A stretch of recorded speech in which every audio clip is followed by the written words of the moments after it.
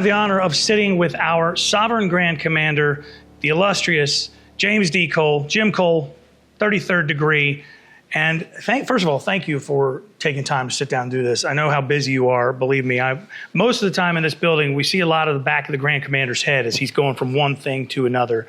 Constant busyness, constant travel. And I'm going to start with something simple. How are you doing? You've had a whirlwind. So you were installed in 2019 into this office, and it has not been a quiet 5 years. No, it's been an interesting 5 years.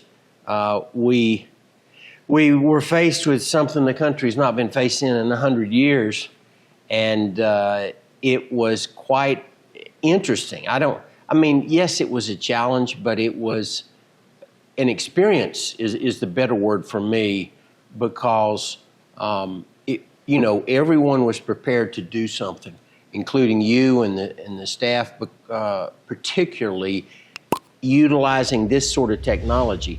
And it actually was a blessing in disguise, because we were able to utilize technology to, in effect, supplement the lack of face-to-face for a period of 2 to 3 years. And the other thing was it showed the dynamic of the Southern jurisdiction. We have so many different valleys, so many different cultures. And interestingly, in the United States alone, which is, of course, we go beyond the United States in our jurisdiction, but in the United States alone, part of our opportunity was dealing with all the different governmental units that put all the different rules in place. So to me, I looked at that in a positive manner and said, this shows why we are so different, and also why we ultimately have a foundational strength in the organization. But I thought driving in today, I love my job. I literally said that out loud as I was driving down Williamsburg Boulevard in Virginia, getting ready to cross the Potomac. I enjoy it because of the interaction I have with people, with good people, and the opportunity I have to kind of get them to think a little bit. And we need to do a little bit more of that in our world, is to think a little bit. Maybe before we speak sometimes. Indeed. And we're going to get to that, because I want to ask you in a little bit about something you said at the Conference of Grand Masters. So there's a little teaser to make sure you stick around in the video. When you got the job, is it what you thought it would be, or has it been different? Because a lot of people, you take a job based on what you see, an outward observation, but then when you get into the chair, you realize it's different. It was, yes, it was what I expected it to be, but I will follow that by saying it was not what most people would have expected it to be.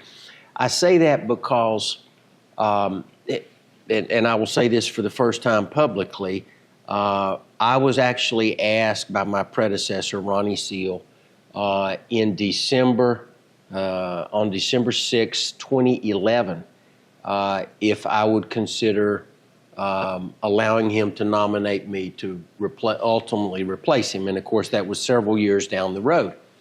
But from that point forward, from the point that I agreed forward, he brought me in on a lot of the decisions. So I got to see, I got a little bit of a head start. So I had in my mind the things that I wanted to do. In fact, I just told Admiral Bill yesterday on a particular policy that I wanted developed. I said, I'm taking this off my long-range to-do list and bringing it current. I put together a plan of what needed to be done early, what needed to be done next. And a lot of that, when I say needed to be done, it was simply in changes that I wanted to make to our approach. There were no huge problems. We did have some challenges facing us. The temple renovation, the backlot development, were two that we had undertaken that needed to be taken to the finish line. But so interestingly, people ask me that a lot, and the answer is no. It was not a surprise as to what was in the job. It was pretty much what I expected, but it was probably not what others would have expected in it. It's simply because I kind of got, to look behind the door, behind the curtain for several years before I actually got into the role.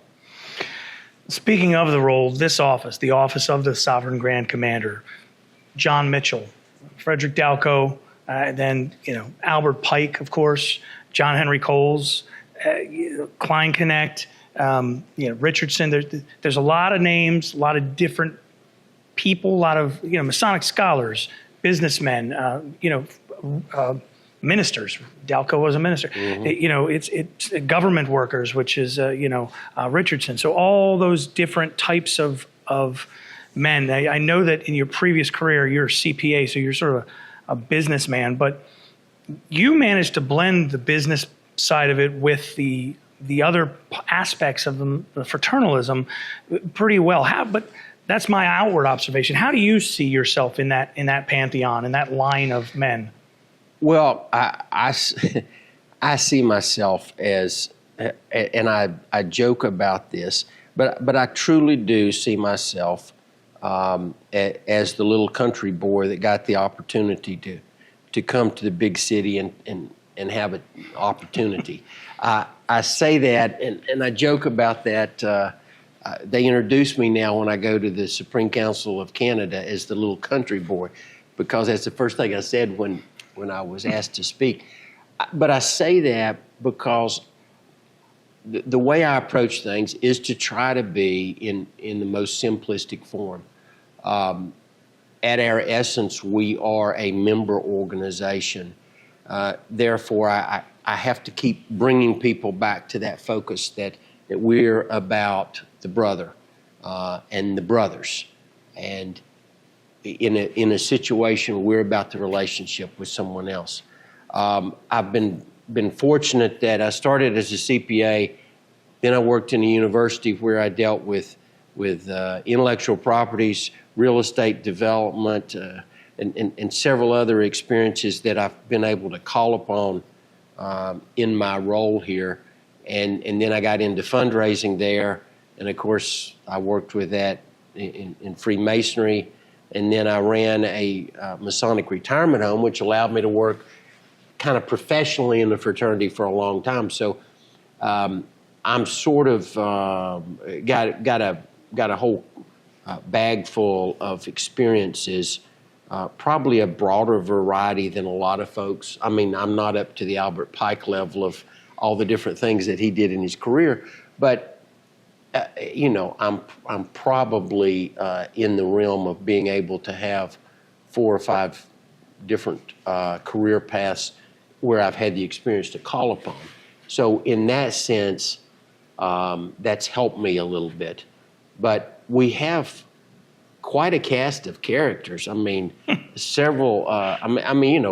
My immediate predecessor and dear friend Ronnie Seal was a tremendous trial lawyer. He had all of those experiences. Fred Kleinknecht literally grew up in this organization. He was here for 6 decades, working in this building. Then you have John Henry Coles, who had a tremendous long career because he started. I think he was the Grand Secretary for Richardson, and those are just some examples. We all know about Pike, but we have so many of those people that were involved. The great career of Clausen, for instance, even before he was Grand Commander. So we have so much experience, and I'm just sort of following along, and I hope I don't break things for what all my predecessors have built. So let's go back to that country boy, if we could. Now, you obviously you're from Virginia, and proudly so, But tell us a little bit about Jim Cole growing up. But what was your upbringing like? Well, Jim Cole growing up first started in the Appalachian Mountains of Western North Carolina. I was born in Asheville. We moved at age 11, or I was age 11. My dad got a transfer in the Veterans Administration Hospital. Moved to the Roanoke area and started trying to find a place to live, and started traveling from Roanoke, where the hospital was. Literally, when they came up for the job interview, he drove back toward North Carolina to try to find a place. Ended up, a place opened up that morning for rent, owned by a worshipful master of the local lodge. I didn't know that at the time. I just knew that he became a very close friend of the family, and lo and behold, his store building was on the first floor. His store was on the first floor of the building that held my lodge.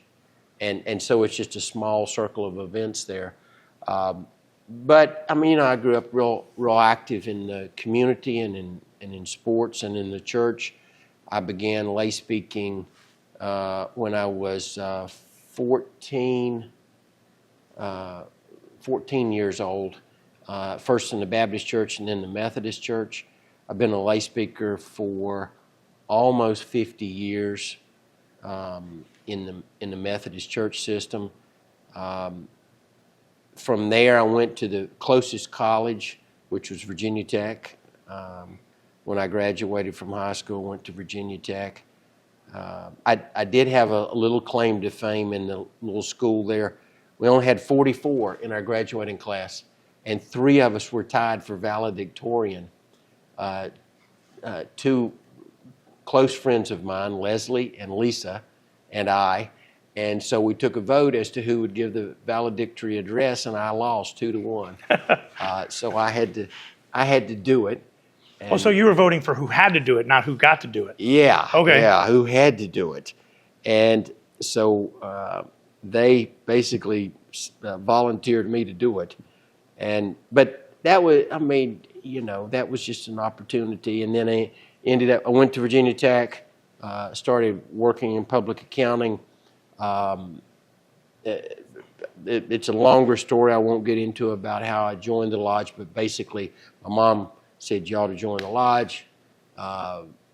Her business partners signed the petition and paid my fees, and so I didn't have much choice in order to join the fraternity.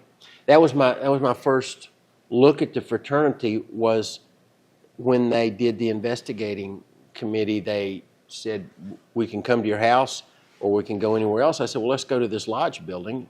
Come to find out, it was in that store building. And it sort of took off from there. The Grand Senior Warden was the Tyler in our lodge. And 2 years later, when he became Grand Master, he appointed me to the Grand Lodge Finance Committee. So my financial career kind of opened a few doors. And that led to me ultimately becoming Grand Master after I was a Mason 17 years. And then the next year after I was Grand Master, Fred brought me up and put me in that chair over there and asked me if I wanted to be deputy in Virginia. And that was the first time I came in the building. I had to get directions to come in the building, to even find the building and how to get in. And it took me, Masonically, interestingly, it took me 3 tries to get in the back door. The first 2 times they said I could not come in. And finally, on the 3rd time, someone was walking past and overheard that it was Jim Cole, the past Grand Master from Virginia, and they said, yes, he's supposed to be here. Open the door, and they came and got me. So it literally took knocking 3 times or ringing the buzzer 3 times at the back door for me to get in this building in order to be appointed deputy, which I just think is so Masonically ironic. I love it. But it's just another one of those little things in my path.